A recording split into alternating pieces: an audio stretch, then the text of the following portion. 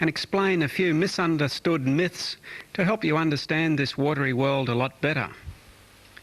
Right now, these divers are rising slowly to the surface to avoid getting the bends.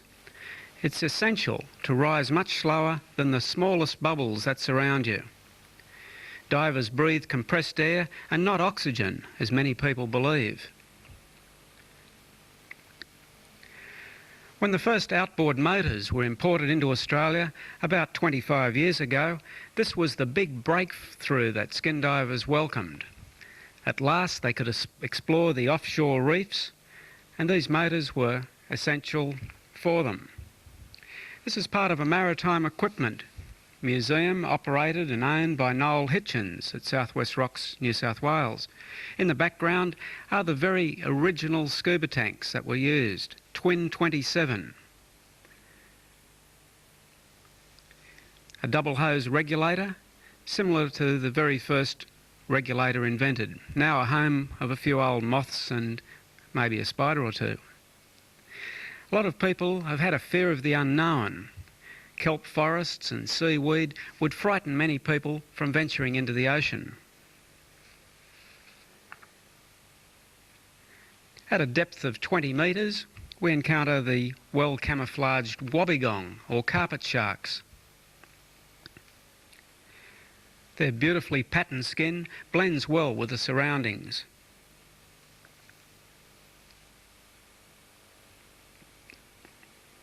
With a hand spear, a gentle prod near this fellow. Just to give you a size comparison, he's around 2 metres. They grow to about 2.5 metres in length. The wobbegong is always on the lookout for food. They're noted for having a rapid snap. If any small creature swims too close to them, they take quick care of them. When the waves are rough, these big wobbies move into deeper water to get out of the turbulence. Here's a well-fed fellow here, and he uses his tail to great advantage too, pressing himself hard against the rocks when the turbulence is strongest. And very well fed too. Notice that bulging stomach. Now the Port Jackson shark is a very interesting one. Only a small shark, a bit over 1.5 metres at an average length, and they're the oldest of all sharks in the ocean. They date back to prehistoric times. Nature hasn't changed this shark very much as far as evolution is concerned. He's still very much the same as his fossils are. Fossils dug up from those early times show the shark pretty well exactly as he is here. These little sharks lay eggs, which look a lot like twists of seaweed, and they attach these to rocks or amongst the seaweed. We figure that the Port Jackson probably has very unpalatable flesh, and for that reason he doesn't have many natural enemies. Now to give you a reconstruction of how the early Australian spearmen may have found underwater life. No wetsuits. They weren't invented until about 1960 in Australian waters. A green eel. A lot of turbulence down here. The real dangers not being with sea creatures, but from the risk of being scratched by the sharp barnacles or being washed up on the rocks. The early skin divers of 25 years ago always ventured into the water off the rocks. The large outboard motors were yet to arrive. Plenty of red moong were first to greet these early spearmen, and cockatoo cod, which aren't the best to eat, but the early divers didn't know that. A well-fed wobby may have been on the scene, and our hunter here surfaces with his prize catch.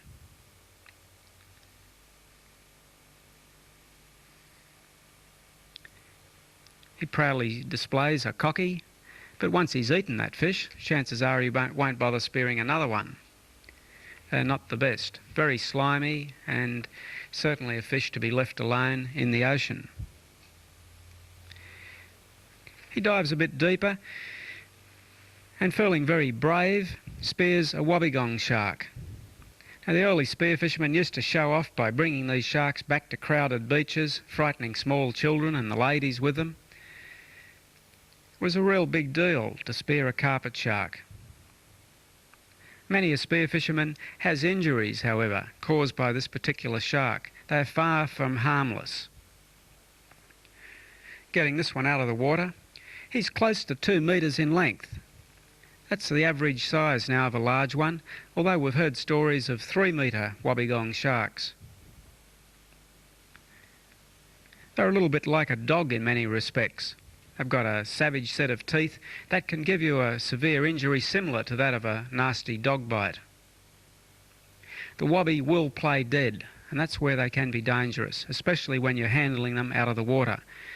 This one suddenly comes back to life, and if anyone had been standing nearby, chances are that big male wobby would have latched onto them. It's best to leave them alone. Many a diver has been bitten, and in those early days, newspaper reports would put a wobbegong shark bite down to that of a tiger shark. The young diver would describe the shark, and the newspaper journalist would look up his reference books and find that the nearest species was the tiger. Now this playful pet here is very similar to the wobby in the manner that he'll hold on to his prey, or the stick in this case, and refuse to relax his grip.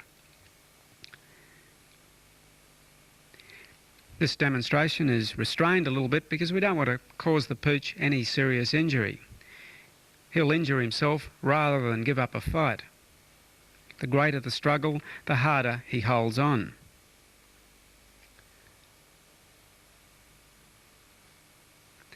With wobbegong sharks, when they give a characteristic cough and try and take a larger bite, that's the time to set yourself free.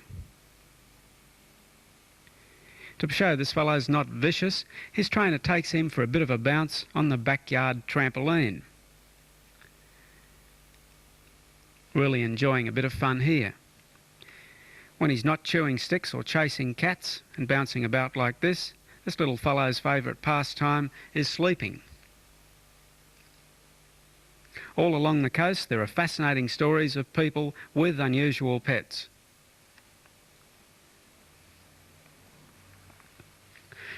In southern New South Wales waters, the holiday township of Narooma and the interesting likeness of a map of Australia eroded in the rocks by wind and rain. It was early morn, a new day beginning. Well offshore, down to the southeast, is Montague Island. Montague has been one of my favourite places for a long time.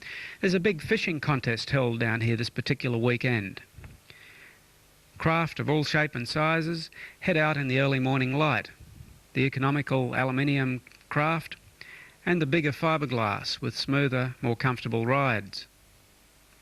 More than 100 boats, and crossing the Narooma Bar, very easy today. The offshore conditions are almost ideal.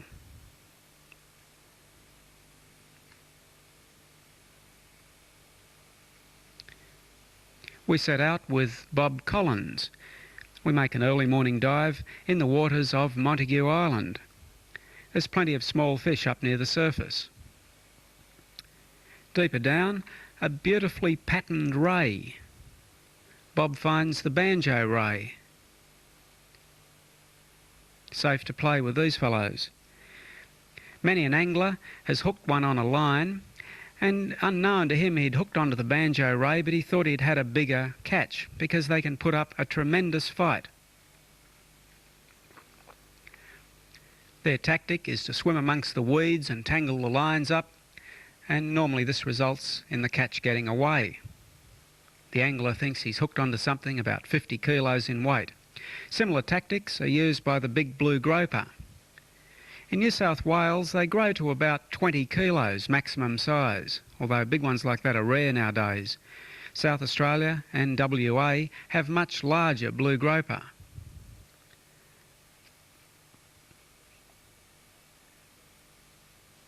The blue groper feed on crabs and shellfish, which they crunch up with powerful tusk-like teeth. The largest ever speared in New South Wales went close to 20 kilos. They are now fully protected. You're not allowed to spear them, although line fishermen can take them. And underwater, when you break up a sea urchin, you've made a friend for life. the big blue groper, are all male, while the brown groper, which are slightly smaller, are all female. And the interesting thing is, if anything happens to that big blue, the largest brown groper changes her sex, and she becomes the dominating male, or leader of the harem.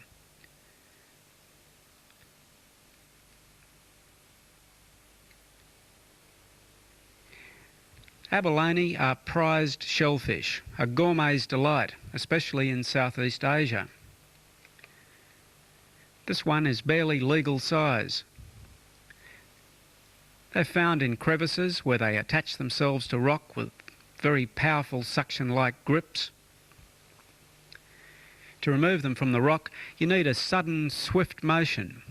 If you just touch the abalone, he'll cling very tight. This one we've deliberately turned upside down to show you that powerful muscle. If not cooked correctly, the abalone is extremely tough. 2 or 3 canned abalone, about this size, would cost between $7 and $10. Now these spiny sea urchins are occupying the space where the abalone once lived. The commercial fishermen have taken all the abalone, and in their place this spiny horde has moved in. If the abalone wanted to return, they couldn't, because their territory has been lost. Overseas, the roe of the sea urchin is also a prized delicacy, but not in Australia. Meanwhile, the fishing contest was underway, and these are skipjack tuna, the bonito. Regarded mostly as a bait fish in Australia, up in Japan they are a prized fish, eaten raw as sashimi. Very hard fighters for their size, and extremely fast. Sometimes the ocean is full of thousands of these skipjack tuna. These won't be wasted because the fishing is a bit on the light side today. Not much has been caught. The big shark cats return to shore and to the weigh-in. The fishing contest is drawing to a close. Trophies go on display and a barbecue is underway. Not seafood, but steaks. About 200 or more competitors, and the points are tallied up. There'd been a drought going for the last several years in this region, said to be the worst in 50 years. And this had reduced the fish populations considerably. Only 2 small marlin were taken. Very small, in fact. They should have been set free, and they would have been in more northerly waters. As we head up the coast, closer toward Bateman's Bay, we crossed this fisherman's bridge. We found the water a bit too murky. We were going to do a bit of exploring around here, but conditions just weren't ideal. Our 4-legged friend was endeavouring to follow us. A little bit worried about that bridge, but more worried by the crashing sounds of waves in a sea cave up to the left of the picture. The waves were booming with a thunderous roar, and just when the German Shepherd seemed like making the crossing, she'd back off. She was scared of something that really didn't exist, a fear of the unknown, being extremely cautious. And when people venture under the surface of the sea, a similar thing happens. We're scared of something that doesn't exist. We're scared of creatures even before we see them, a fear of the unknown. But gradually, with a bit of patience and coaxing, we can all learn to conquer that fear.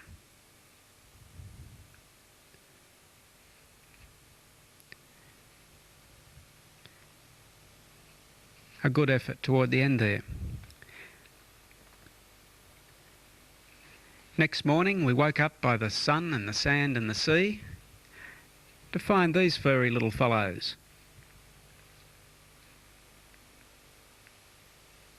This was a complete surprise. We hadn't expected any kangaroos or wallabies here at Pebbly Beach. It certainly wasn't a zoo. These little fellows are busy having their customary scratch. And there's more than I've seen in one mass for a long time. A few little faces peering out of the pouches. Surrounding us is a state forest, and these animals are free to return to that forest anytime they like. But early mornings and late afternoons they come out of the bush and they're coaxed by the locals. Lots of free food being offered, mainly in the form of kitchen scraps and a little bit of bread.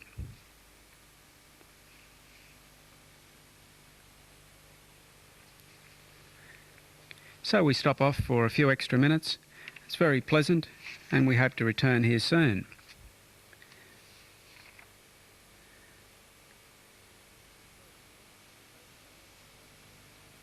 Further north it was early morning when we arrived at Port Macquarie, King Neptune's Park, situated at the mouth of the river. We're just in time for the cleaning of the sea turtle tank. And they've got a fine display. This is a privately run aquarium or oceanarium, and a very good one too. This small sea lion was brought in by locals. He was found exhausted and injured, washed up on a nearby surfing beach. The Oceanarium tended to his wounds and gave him a good meal, and now he's one of their local inhabitants. The nearest sea lion colony was days of swimming away for this little fellow. So it was decided he'd be much safer here than trying to return him to a home that may not have been his own, where he may have been rejected by the rest of the herd. Former Australian spearfishing champion is our good friend Vic Lay. With a lot of patience, he's having good success with this little fellow, who didn't like that fish at all. It was probably a bit stale, but these certainly aren't.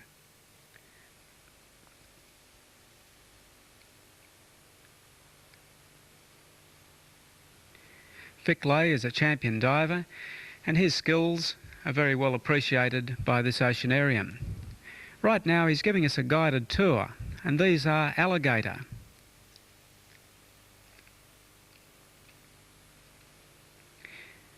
Very cunning, and their strength exceeds that of sharks. They don't have many friends either when it comes to food. The other alligator spots the fish hanging from this one's mouth and chomp.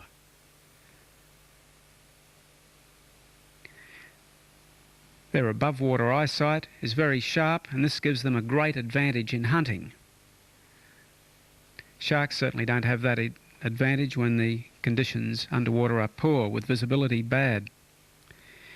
The teeth of the alligator and crocodile are much stronger, thicker and worse than that of any shark. Vic takes a slight risk here. This is not part of the normal show. He's been studying them and watching them, and he's convinced he'd rather face a shark in the ocean any day than these primitive predators. In the northern waters of Australia, large ocean-swimming crocodiles are sometimes sighted by passing ships. I've often thought that this could account for the disappearance of the occasional lone canoeist or yachtsman up north. I certainly wouldn't like to encounter a big crocodile when I was in a small boat alone. The risk of attack by a crocodile in Australian waters is slight, except for the Northern Territory, where there are some really big ones nowadays.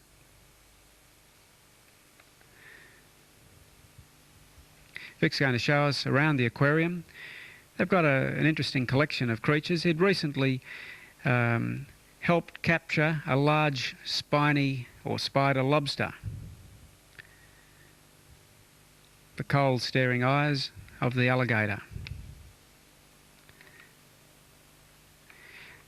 Almost 7 kilos in weight, a very valuable catch and a gourmet's delight. This one would be extremely valuable on a restaurant table even.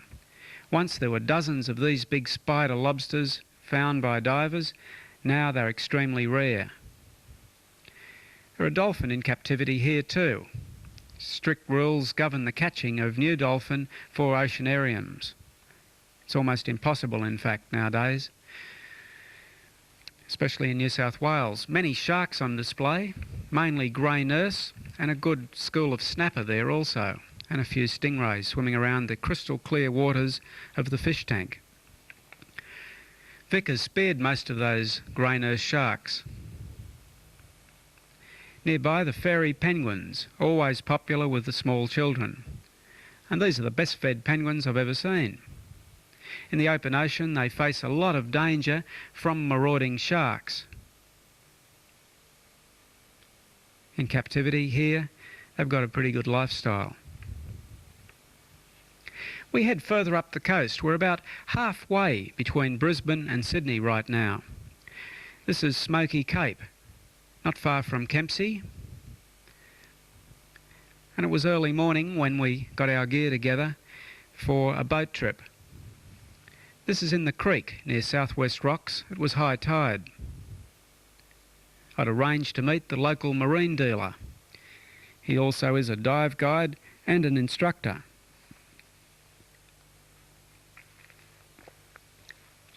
Noel Hitchens and his assistant Robert arrived. They're launching the Alloy Cat. Noel gave up a successful career in medicine to become an outboard motor dealer and a diving instructor.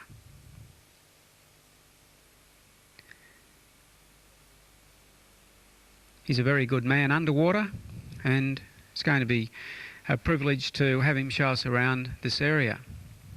Our first stop will be an antique or old shipwreck, more than 100 years old in fact.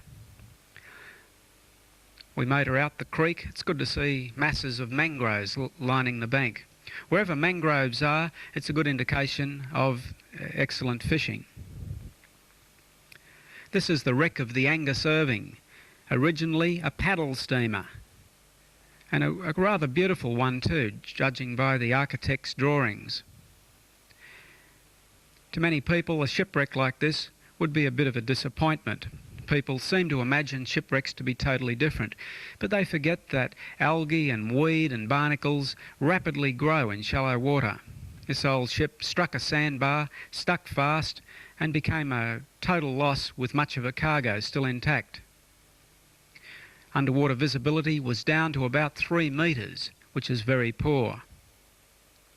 Somewhere under these large flathead is the cargo.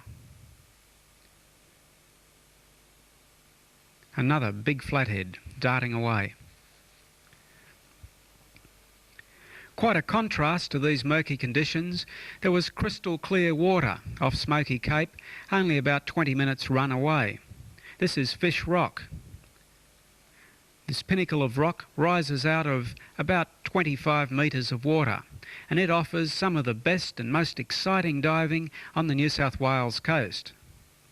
A thrilling dive, in fact. I've never seen the ocean teem with so much marine life as this particular day. We really struck the jackpot. These are big yellowtail, the yellowtail kingfish swimming with the tiny yellowtail. The first 15 metres of ocean was just a swarming mass of these tiny fish. Around Fish Rock, it can be yellowtail or other species swarming like this. We're very close to the continental shelf here, and that's what makes diving exciting. Under this mass of marine life, we found the normal reef dwellers, red moang like I've never seen before, all around us. And a few goatfish, blue groper, bream, tarwine, just about everything in fact. Some of the more exotic species we photographed with black and white film and had a marine expert identify them for us. He said they were unusually far south and should have been up around New Guinea. Further proof that the waters of Fish Rock are unique not only in New South Wales but in the entire Australian region. While following this wobbegong shark, I had my eye glued close to the viewfinder. Noel suddenly grabs me and points ahead, and it's a grey nurse shark about 2 metres in length. He points to even more. Suddenly we were surrounded by a school of grey nurse sharks that had just arrived as we had been there. 5 minutes before, these sharks weren't here at all. The grey nurse used to grow to lengths of 4 metres. They were killed indiscriminately by the early skin divers using explosive powerheads, so much so that at one stage they were thought to be on the brink of extinction. Now the killing or slaughter has ceased because it's impossible or illegal to take spear guns underwater with scuba tanks nowadays, in New South Wales that is.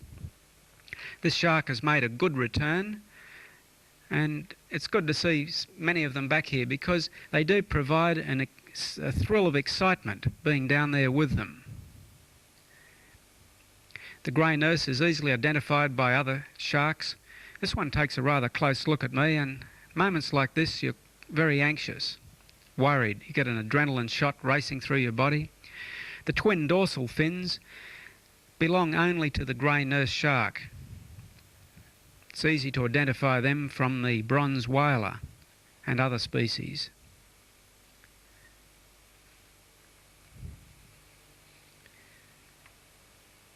The grey nurse should never be regarded as a harmless species. He's far from that. He's got all the equipment necessary to cause quite fatal or terrible injuries.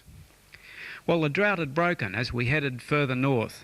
Good news for the farmers, but not so much for us. Rain will spoil underwater visibility.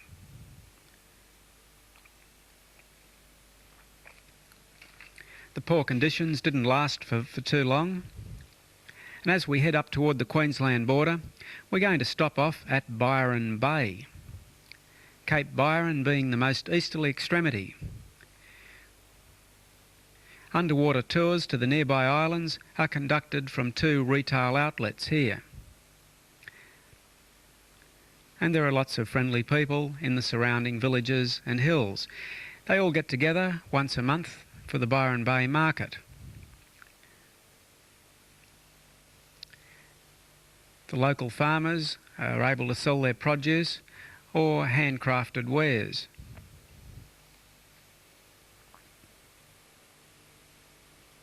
Imported seashells here, probably from the Philippines.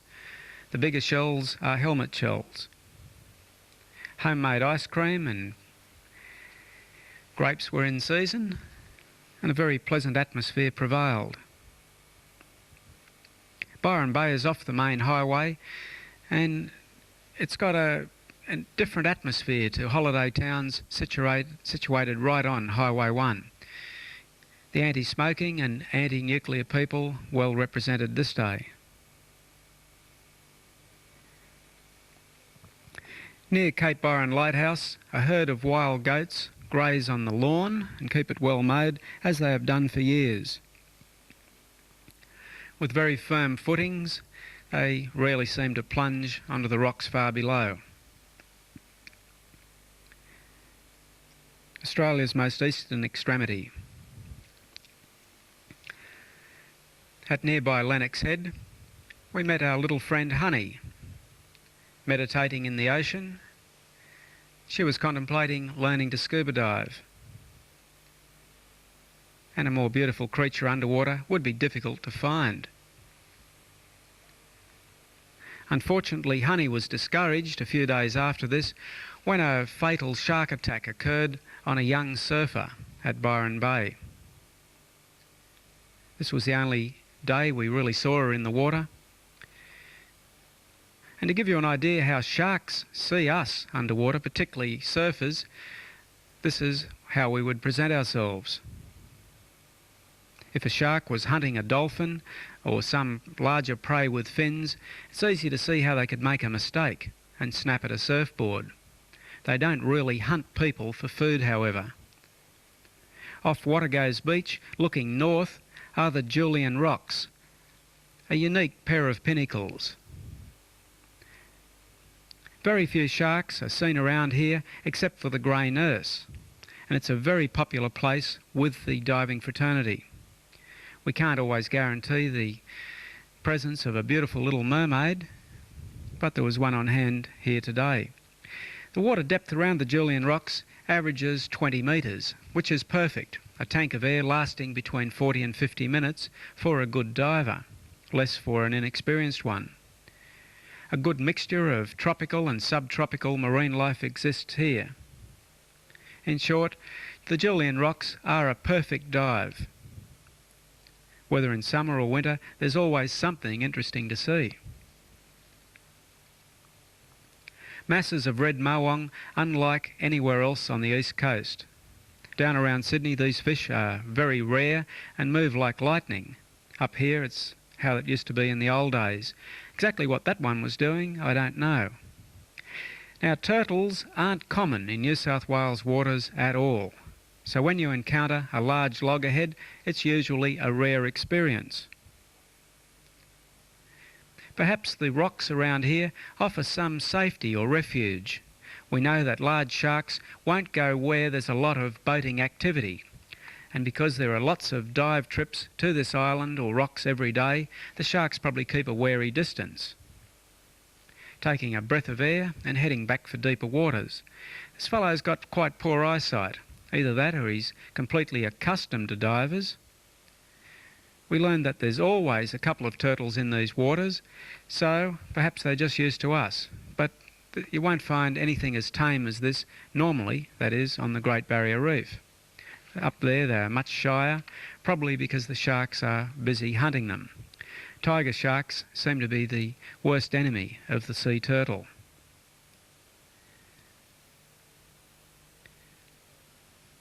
After a breath of air, a big fellow like this can remain underwater for hours. He's not in any hurry at all. We don't know exactly how long turtles live. Some people believe it to be many hundreds of years. Other experts say it's probably closer to the lifespan of a human, around 80 to 90 years. Swimming over a rock, a beautiful formation of Queensland goatfish or red mullet. Normally you only see a couple of these fish, but today there's a really good population of them, only recently hatched out. A large anchor placed there by local diver Bill Sylvester. Masses of surgeonfish, the occasional Port Jackson. Very good variety around here. Up on the surface, a jellyfish with his little companions.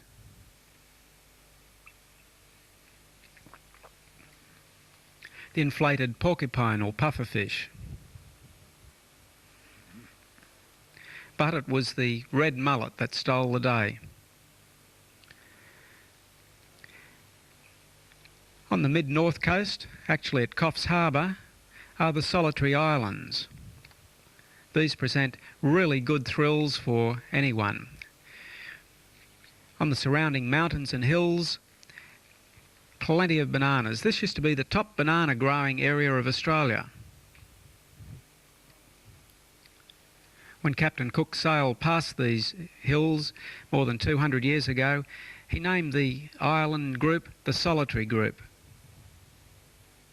The most popular islands are Split Solitary, close to shore, and the Lighthouse Island, further eastward.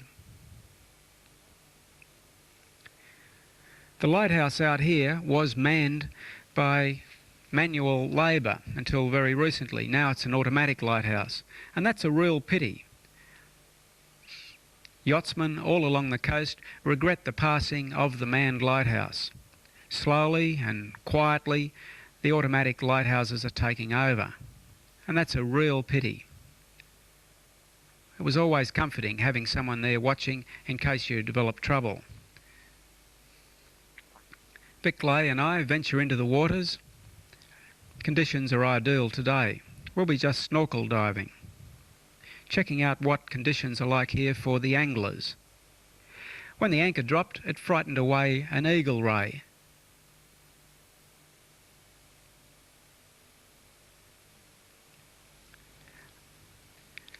A solitary jellyfish with these many little companions up on the surface. In the early morning light, a rather beautiful composition. Sometimes these jellyfish are found by the million, particularly near the entrances to rivers where the water is brackish. An unfortunate angler has lost his rod here. He probably hooked onto a big fish and lost it. The reel is buried deep in the sand. With a bit of flipper power, we excavate it.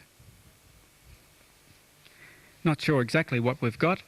Seems to be a lot of sand in it, but later it was pulled apart and works perfectly today. Also hidden in the sand is this unusual fellow. With a hand spear, I'm going to give him a very gentle prod. Wakes him up. And he does a complete loop, coming back to rest exactly where he'd been. 3 little dorsal fins down near the tail. This is the numbfish, or electric ray. Care must be taken not to touch him. He'll give off a powerful electric shock. One of the fascinating aspects of nature, allowing just about every creature to have its own defence mechanism. Creatures in the sea don't attack us, they only hurt us when we harm or annoy them. Now here's a sight that many an angler would be delighted with. A mixture of luderick or blackfish and lots of tailor. The tailor are the long silverfish. They're surface fish or pelagic. They feed on smaller fish and in turn are hunted by even larger prey themselves. This is part of the food chain in the sea that keeps everything going. In amongst the rocks, a mulloway or jewfish, keenly sought after by anglers and spearmen alike. They are nocturnal feeders and rest up in white water during the day. I spear a small silver brim. We'll take this one home for the dinner table. So good to see masses of fish in the ocean. With the drought broken, good conditions are returning right along the coast.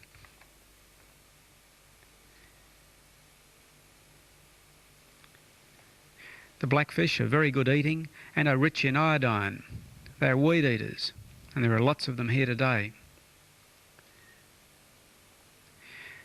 Now this mass of spines and movement here are baby catfish. You only see a school like this once every few years, it seems. Quite uncommon, probably because the little fellows normally hatch out in murky water. The recent rains have probably washed them into the sea. The parent catfish nearby.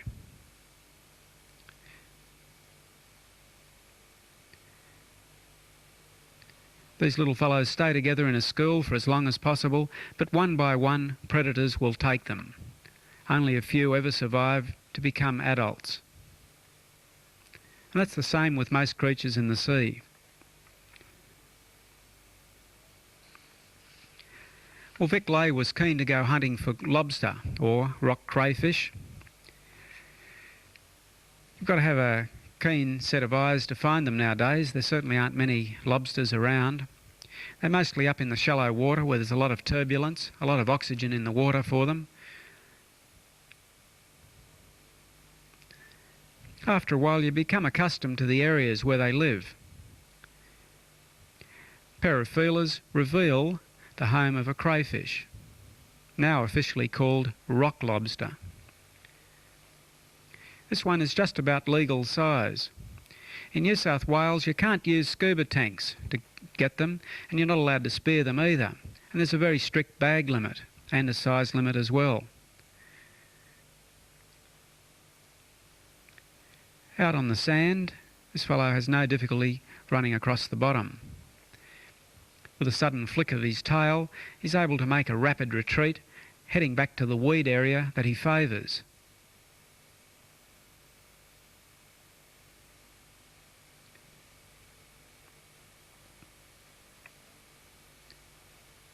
Quite valuable seafood nowadays. The smaller lobsters, around ½ kilo, are the ones most sought by restaurants. Very unfortunate for them to be declining so rapidly. Some years they're very rare, other years there seem to be more than usual. They go in cycles. A good spot to look for them are up in the rocky crevices, particularly in shallow water. But getting them is always a bit of a problem when there's any turbulence, like there is today.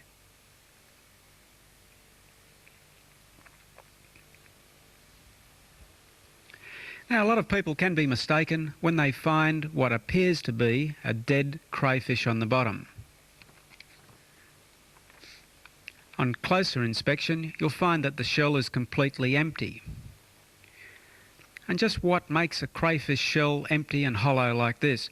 Well, the mystery is not so much a problem to many people who understand that the crayfish every season has to shed his hard shell in order to grow a new shell.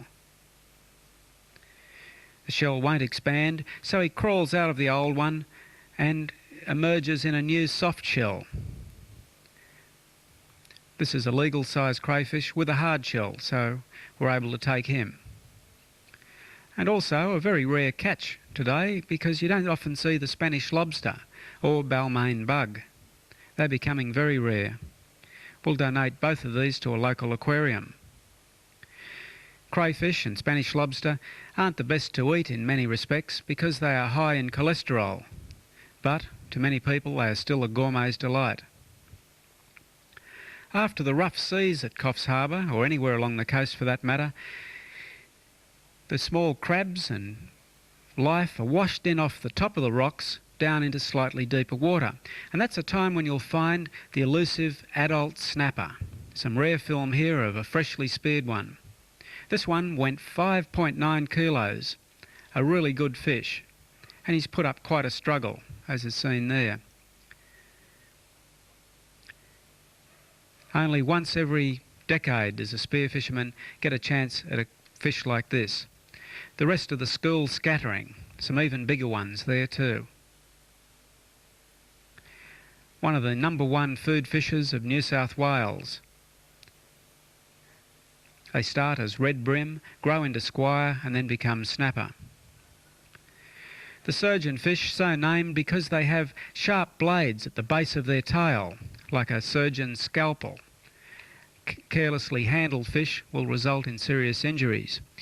We make our way down to Bondi Beach, Sydney. The water remarkably clear and clean today. We're in Sydney for a special reason.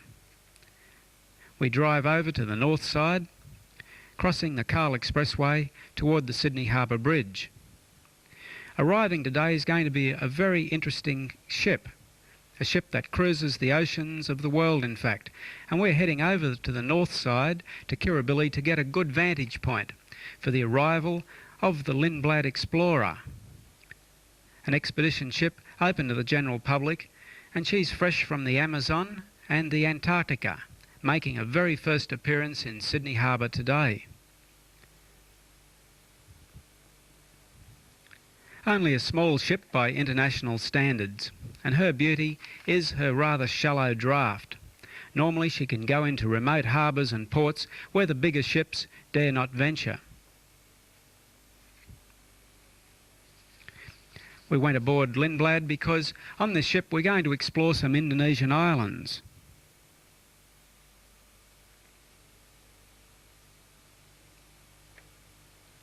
A beautiful ship, and this will be our first trip aboard her. We're very lucky and privileged to be able to do so. We'll be stopping off at the Indonesian capital for Bali of Denpasar.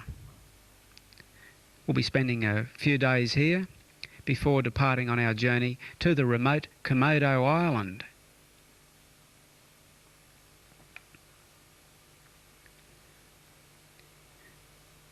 The word Denpasar means big marketplace, and Bali certainly has the biggest marketplace around. The most common form of transport here are the motorcycles and the small three-wheeled taxis. Traffic rules seem to be totally different to anything we've seen in Australia. If there are any traffic rules, that is.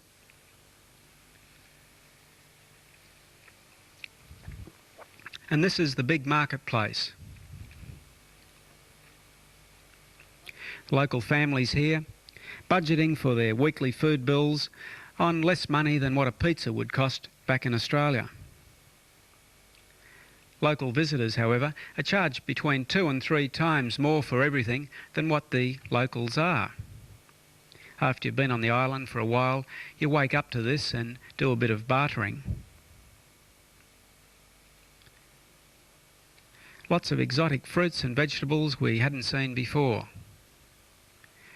And Australia has had its impact on the Balinese. This is at Komodo Beach, where most of the Australians seem to head for their holiday. A mobile restaurant on wheels passing by. If you hail the restaurant down, you can sit down on the street and have a steaming bowl of soup.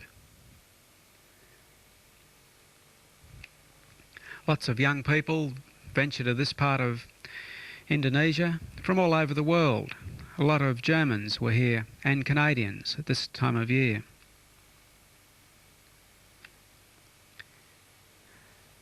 Lots of tempting things to spend your money on. Most of the shops seem to sell basically the same range of clothing. A lot of it is quite poorly made and buyers have got to be wary. The next best thing to do is dine. This was barbecued lobster, the local variety, very much undersized. Some of the crew from the Lindblad dine on American hamburgers or Japanese-style raw fish, sashimi, eaten with soya sauce.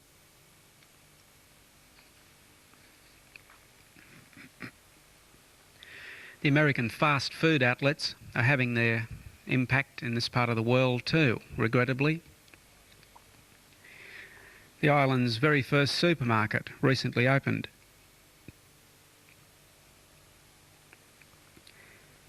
Man's best friend gets a totally different deal up here. The Bali dogs, very different to those back home. Note the curled tail. Some Australians rent mansions like this. This was at Legian Beach, adjoining Komodo Beach, right on the edge of a jungle. The Balinese way of building things is certainly refreshingly different.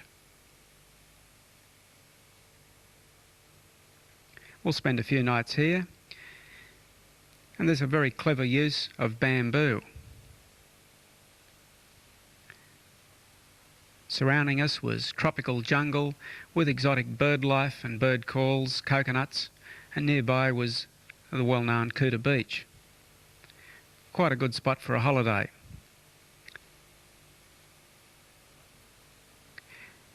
But it's time to join up with the Lindblad Explorer again.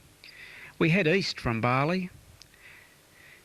In these islands at the turn of the century there was a lot of volcanic activity. One of the islands, in fact, blowing itself to pieces one day and becoming nothing but a cloud of dust. Our team leader was Tom Ritchie, who said that these waters presented the most beautiful coral formations he's ever seen anywhere in his travels, and that's right around the world with the Lindblad. Tom is a young Florida man who goes through passports faster than anyone I've known, constantly travelling the oceans of the world. Underwater, our first opportunity at exploring these reefs. Coral formations were very good. In these sheltered waters, there's not much turbulence or wave action. Unlike the Barrier Reef, they don't have tropical cyclones here that can ruin the reefs to the same extent as we have in Queensland. These coral polyps extended and feeding. An unusual starfish caught the eye of an Italian lady who didn't speak much English, so we've brought this starfish back to the surface for her to make a closer inspection.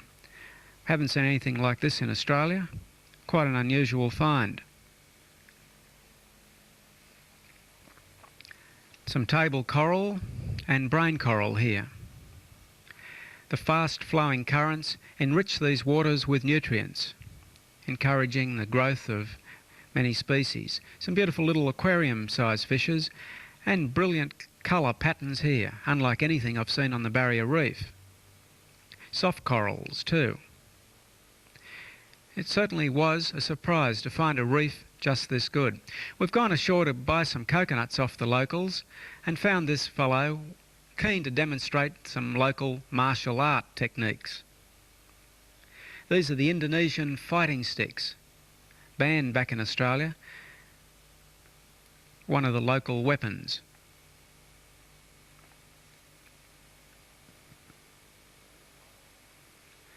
Meanwhile, the huge Komodo dragons had come out to feed. They'd been lured into the open by freshly killed goat carcasses, tied to the bottom so the dragons couldn't take them away. This is in the bottom of a dry creek bed. We're watching from about 20 metres away, quite safe, because these big lizards are flesh eaters.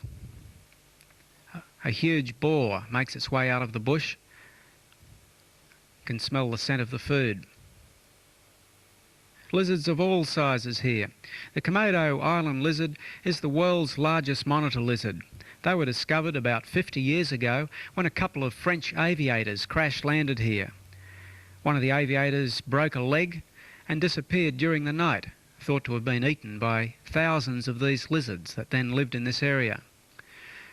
When news reached the Western world, hunters soon converged on the island of Komodo and killed thousands of these lizards for their valuable hides. Nowadays they're protected and only about 200 remain.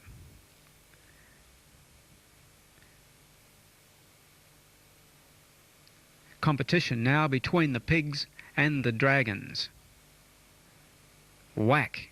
The dragons show how they can use that whip-like tail to great advantage. The boar's not that discouraged. He won't give up a fight easy. Whack again. Certainly must have hurt. A tail like that could easily crush ordinary bones. One of the local villagers takes an incredible risk here, proving that the one-way teeth that point down the throat of the dragon make it difficult for him to release his prey once he's locked his jaws around it. Still, I wouldn't like to take a risk like that.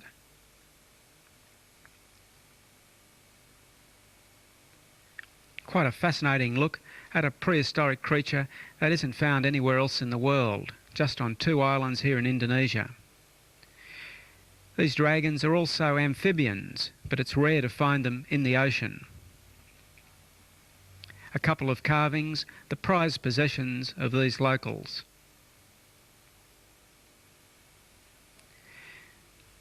The local industry here is fishing, and the people live quite a simple existence. Surrounding them are the prehistoric mountains. Once volcanic activity here.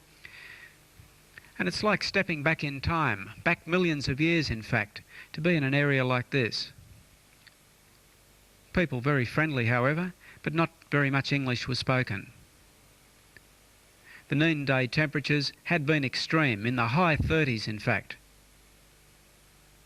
And stepping from that primitive village back to the luxury of an international craft like the Lindblad Explorer was a real mind-boggling event. Suddenly we were back in air-conditioned surroundings and everyone headed to quench their thirst.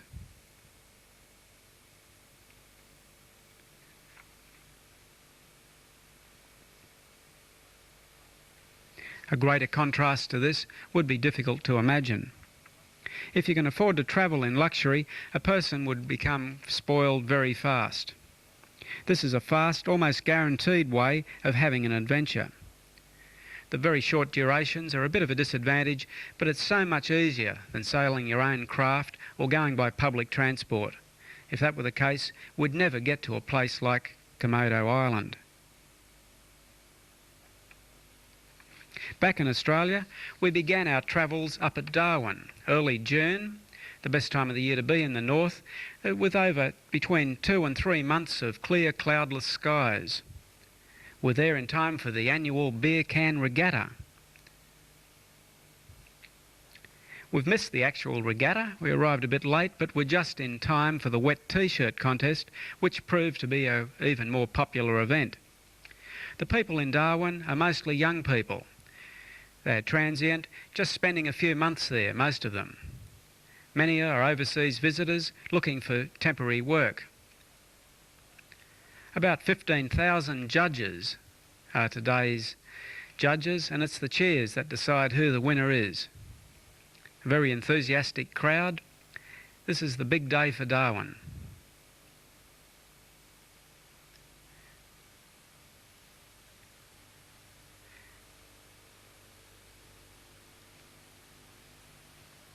Finally, the winner was selected.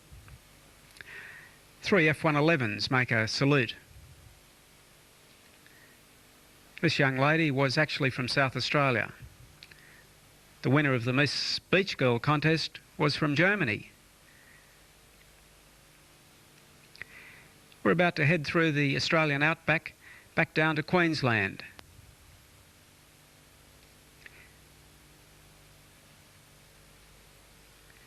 Much of the road, about 1/3 of the distance in fact, is now on dirt. In a few years the whole highway between Darwin and the coast will be sealed, and gone will be the days of smashed windshields. We cross the border and back into Queensland.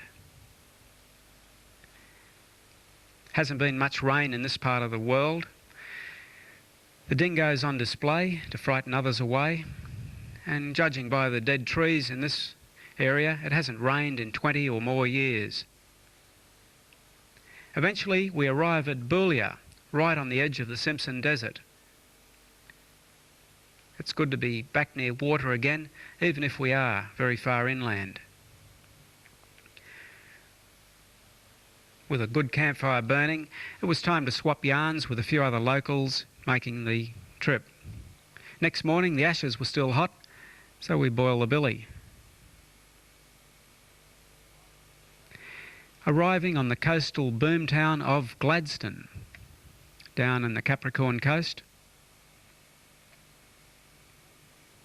This is the gateway to the southern area of the Great Barrier Reef.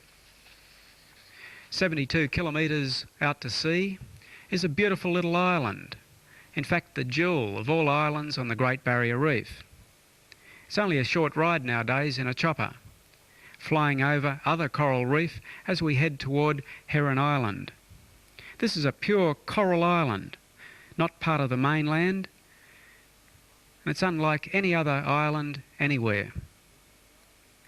Originally the island was the base of a turtle hunting or canning industry in the 1920s. About 50 years ago, a Captain Poulsen established a resort here, and in recent times the island resort has been remodelled.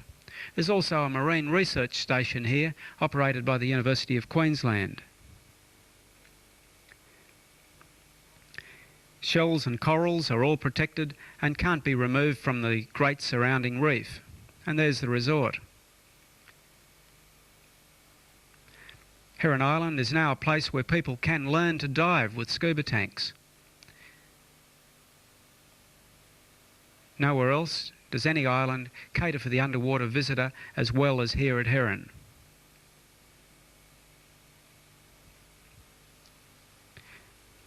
Regular chopper services throughout the week make it a pleasant trip out there, and there's a very fast launch service. We'll be going back by launch to make a comparison.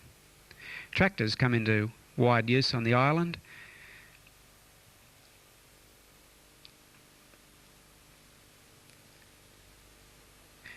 It was school holiday time and lots of youngsters. Some of the more modern accommodation. We're reminded that it's a national park here. Under the tall shady trees, high above, were the black and the white herons. Some are so tame they can be hand-fed.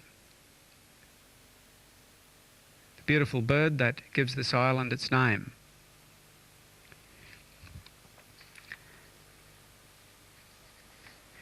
I'm travelling pretty light. No need to take a lot of diving equipment out here. Most of it is hireable. So apart from my own fins and a light wetsuit, my favourite mask, that's all that was really needed. The local bird life is very friendly. These little flightless birds are called rails, and they're just like road runners. They get very annoyed with each other as they compete with land and food rights. Like domestic chickens, these little fellows are practically flightless.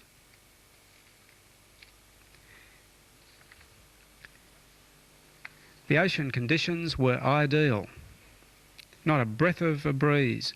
This old ship was placed in position many years ago to form a natural harbour, or lee, a bit of a shelter. Since then, a harbour has been carved out of the coral. The beautiful smooth surface provides an excellent opportunity to film marine life just under it.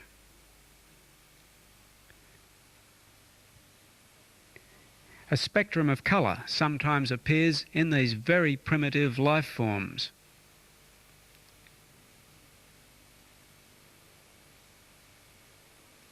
When there's a wind blowing on the surface, these almost transparent creatures go much deeper, and you don't see anywhere near the colour patterns in them when that happens. Not all jellyfish are of the stinging variety. These fellows are very, very small. As we change the angle underwater, the reflections under this very clear surface also alter to reveal a brilliance normally overlooked.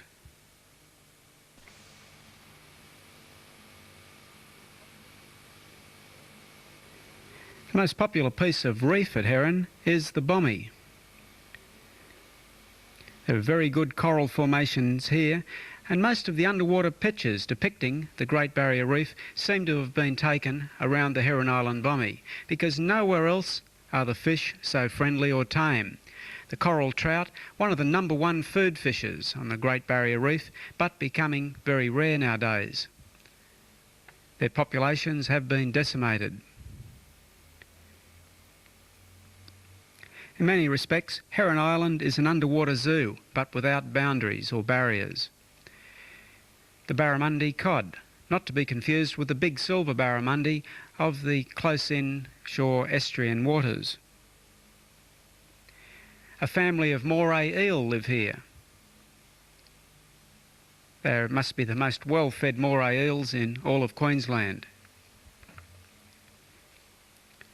The arrival of the glass-bottom boat, the above-water visitors being thrilled at so many fish and divers below. The fish seem to put on a good display too, swimming right under the glass-bottom craft. Masses of bubbles rising up to the surface too. This is the Great Barrier Reef that people see in magazines and books, and it's just waiting out there for us. Sweetlip, so friendly and tame. Nowhere else can you see things quite like this.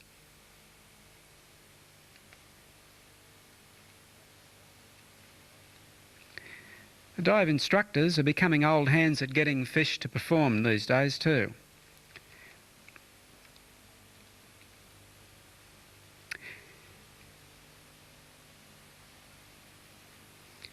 Heron Island is certainly the most photographed part of the Great Barrier Reef. A real thrill when a big manta ray cruises by, feeding on plankton. Swimming below was a good school of suckerfish or remoras who get a bit of a fright as we appear underneath. These huge, almost prehistoric looking bat-like creatures glide silently along. The manta ray is a bit of a hazard, or was in the old days, to the hard hat divers connected to the surface with an air hose. In murky water, the manta ray could blunder into that air hose and cause havoc to the poor old diver below.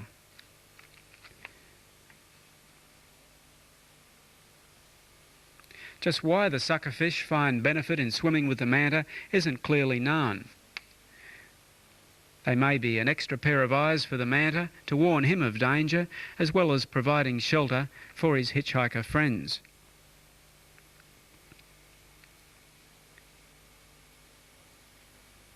Whatever the reason, the manta ray is certainly a thrilling creature to encounter. And the Heron Island bommy receives regular visitors from these huge creatures. They're completely harmless. Unlike a stingray, they don't have a barb at the base of their tail, so it's perfectly safe to venture near to them. Shy creatures, and with a powerful swimming motion that makes keeping up with them difficult for even hard swimmers. Dive guide Paul McLaren has been having success training this big brown-spotted cod.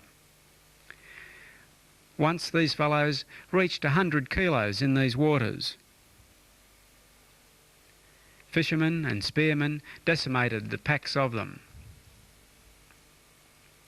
They're not a very good proposition for fishermen because 75% of the fish's total body weight goes in its carcass. There's only a quarter of its weight recoverable. What a lot of people didn't realise is that the cod and the Queensland groper play a very, very important role in the ecology of coral reefs. Further north, where these big fish once lived, they were found in recent times to be the main predator of the juvenile crown-of-thorns starfish. When spears fitted with explosive heads were used on the very big fish and giant Queensland groper, the numbers soon were decimated. There's not very many left.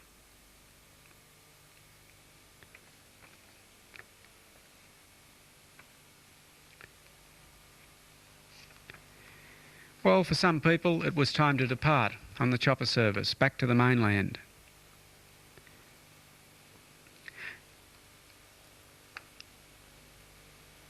The high-powered launch is another way of getting to and from Heron, and she does 20 knots, making the 72-kilometre journey quite a pleasant and fast one nowadays. Well, Heron Island hasn't changed all that much in the years since I previously visited her, and we hope to get back there sometime for the turtle nesting season, which is in the summertime. 120 metres up the coast from Gladstone is the holiday township of Yeppoon, and that's where we're headed next. Yeppoon is a popular seaside town with Queenslanders, and it's the site of a newly operated Japanese tourist resort. The best known charter boat in these waters is the Corallita. She's the biggest and fastest, and at 79 feet in length, she's captained and owned by Wally Muller, a man with more diving experience and navigational experience in reef waters than anyone else. We'll be travelling to the Swain Reefs, just an overnight journey nowadays. Out here are lush coral growths, table coral and staghorn coral actually competing for space here. Most of the good corals are found in shallow water. Storms are their only real worry. And here's a really, truly beautiful reef. Further east we travel from the mainland, the better the conditions underwater become. Close to the outside edge of the Great Barrier Reef, it's excellent, very blue water. Beyond is the beginning of the Coral Sea, and we arrive now at Saumarez Reef in the Coral Sea and prepare to drop anchor. We're 400 kilometres from the Australian mainland. It's good to be with a captain that knows these waters so well. He can put us literally on top of the bommies where the diving is so good. This is a pollution-free blue frontier that few Australians have yet to explore. We've got a few Americans with us, as well as some leading dive instructors.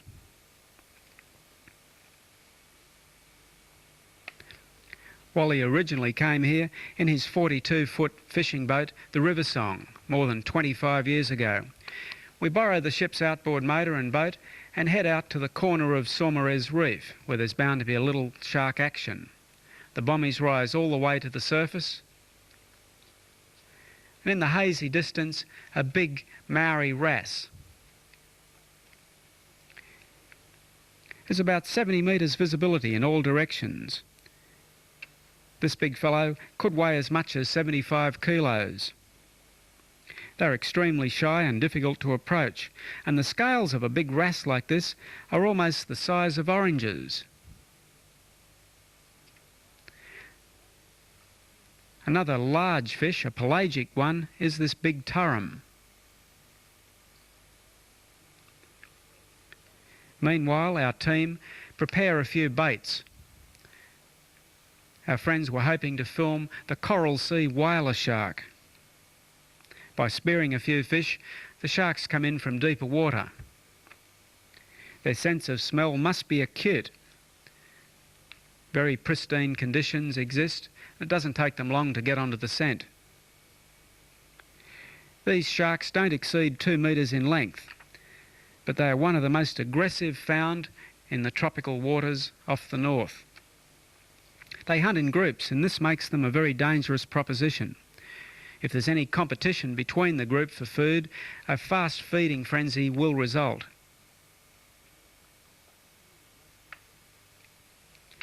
The swimming motion of this shark when he's looking for food is to shake his head from side to side.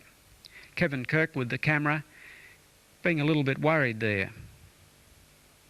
But Kevin is still hoping to get some good close-ups. Probably a little bit closer than he wanted right now.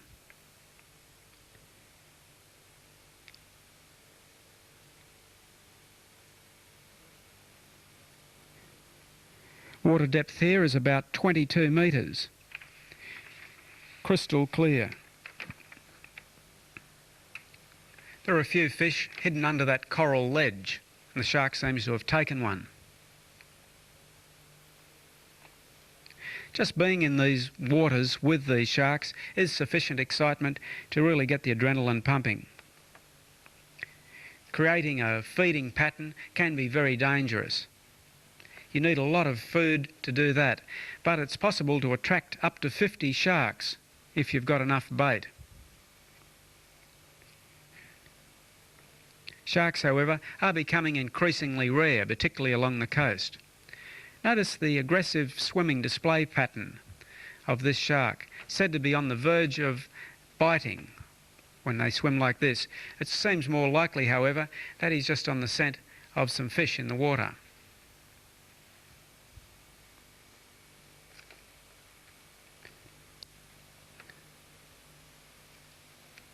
Luckily the water is crystal clear, so there's very little chance of these sharks mistaking us for something else. However, if one of these sharks were to bite, it wouldn't take much to trigger an entire feeding pattern where all the sharks converged on the victim if it happened to be an unfortunate person. Luckily that hasn't happened yet, and hopefully it never will. Bob Sands taking a bit of risk here and actually handling the fish.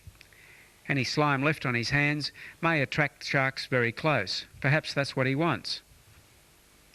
Bob's after some photographs also. The shark's becoming a little bit more agitated. It's always a temptation to become overconfident with dangerous creatures. The golden rule is, of course, never underestimate any shark in the ocean. When you do so, there are bound to be accidents. One shark suddenly rewrites all the rules and leaves you out of the water shaking with fright. Well, with all air tanks empty, our team decides to quit, and they've got a reasonable collection of still photographs from this encounter. Back on board, Denise Muller has been busy. She's the ship's chef. A mouth-watering aroma is about to greet everyone's nostrils.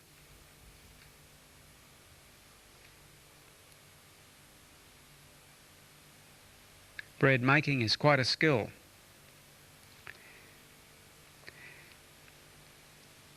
And the aroma attracts the ship's mascot.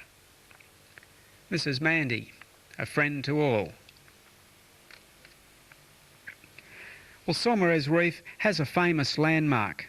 There's not very much left of the old Liberty ship, the Francis Preston Blair, named after an American senator.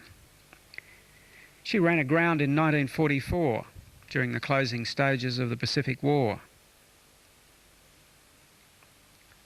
When the sun sets, our captain decides that it's time for a night dive. He's going to give us a guided tour with his bright underwater light. Sea snakes are quite active by night. Very dangerous reptiles with a potent poison. A near-perfect helmet shell. They're completely protected on the Great Barrier Reef, but here in the Coral Sea we are permitted to take them if we want them.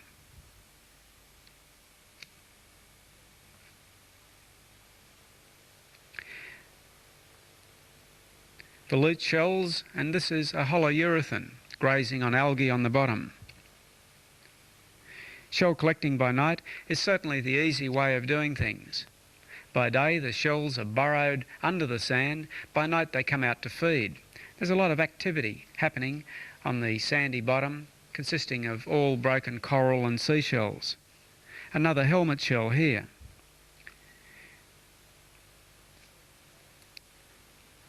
This very spiky shell would be a nasty fellow to encounter washed up on the beach if you were running along it with bare feet.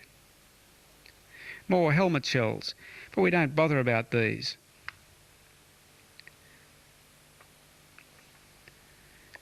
And this next shell, the pointed one, is the Taruba. Shell collecting is certainly far better by night.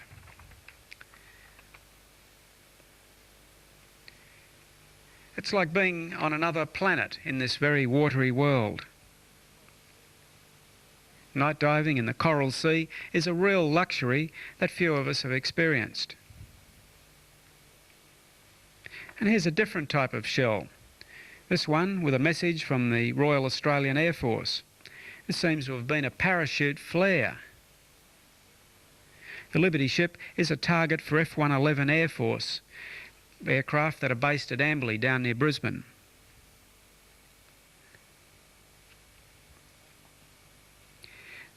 Night diving requires special conditions and good weather is essential.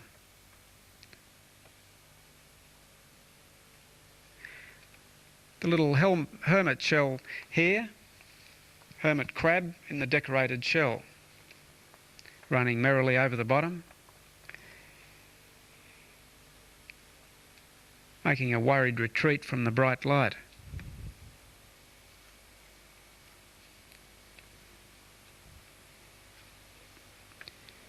Out here at Saumarez Reef, just about on every dive you encounter these reptiles. There's a good population of the highly venomous sea snakes out here. By day we find them heading to the surface for a breath of air, only a few seconds, and then they return back down to the bottom. They're always looking for food. They kill small eels and fish that may live in burrows. They've got a very potent poison, said to be somewhere between 10 and 100 times more toxic than that of a cobra. Bob Sands makes a cautious contact with this reptile. If he were to harm that snake in any way, he'd have an enraged reptile on his hands.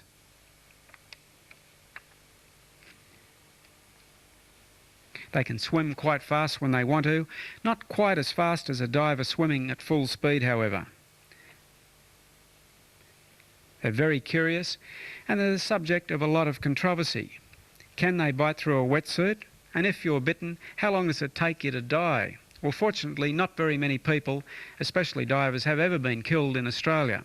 Yet up in Southeast Asia, it's a totally different story. Up there, we're told that hundreds or possibly even thousands of people are killed each year from the bite of a sea snake. The bite is painless, and the victim often doesn't know he's been bitten until it's too late. Bob holds them very cautiously. If he squeezes too hard, he'll enrage that reptile. That's because their lung runs the entire length of their body. Any pressure placed on the body is very sensitive to the snake. So it's best to leave them alone. Certainly never harm them. You always run the risk of encountering a snake that may have been injured or harmed accidentally by somebody else. Then you've got a nasty reptile. Here's a 4-metre tawny shark, a really big character coming in for a look.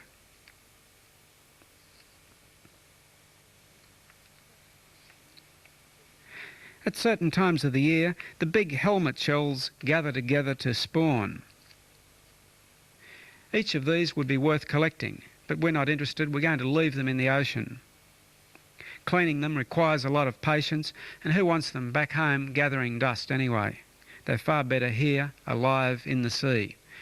There used to be a lot of them on the Great Barrier Reef many years ago, we're told, but nearly all were collected, right to a point where they're very uncommon and protected. The F-111 aircraft. Today was bombing day. They practice bomb the big Liberty ship from time to time.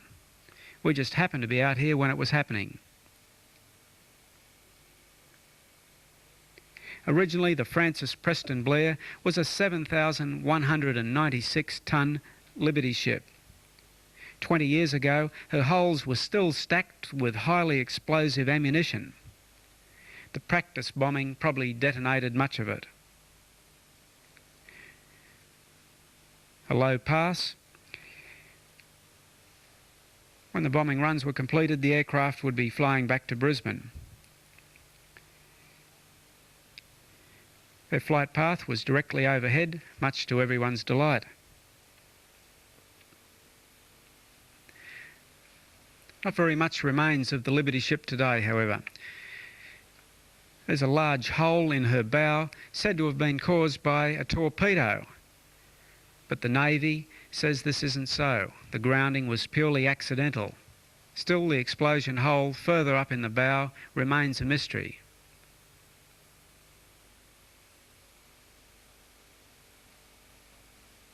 The stern section has since broken off and is up near the bow nowadays. Bob Sands collected a couple of practice bombs. He assured us they were safe to handle.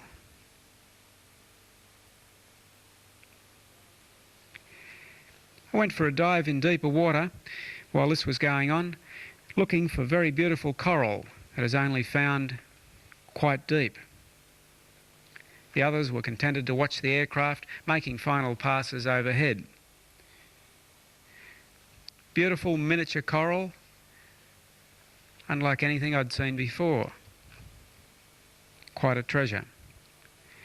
Our American visitors were quite happy with the collection of shells that they were able to have had. For those who didn't have cameras, a shell would be an equal collection of memories. The actual value of these shells is difficult to determine, but all are quite unusual and found mostly in these waters. One or two near-perfect helmet shells were allowed to be taken because the reef is in international waters. With a change of weather, it was time to head for home. Even when the wind blows out here at Saumarez Reef, the water remains very, very clean and clear, unlike conditions closer inshore. We noted that a lot of colour exists on the very tops of these reefs. The surrounding deeper waters are mostly sandy. It's quite different to the barrier reef conditions. But the clear water makes it a thrilling experience to be out here. So clear and clean, and very few people have ever ventured this far into the Pacific waters off Australia. With the arrival of rain, it was anchors up and our course is set for Yeppoon.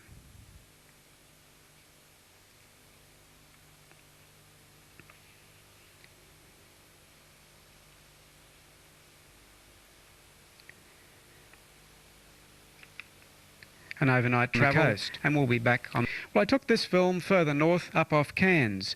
This was during the marlin fishing season, and we've got the carcass of a 1,000-pound marlin that had been caught the previous day on a line. Nothing is wasted in the sea, as this film demonstrates.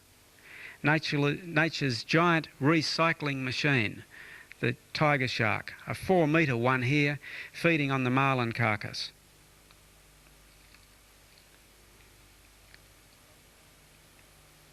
These great sharks have no natural enemies, except perhaps for man.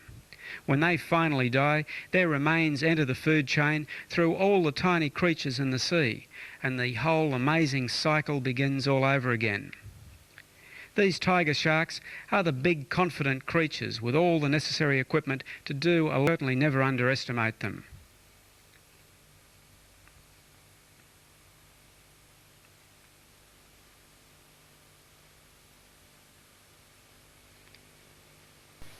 This has been John Harding. Thank you.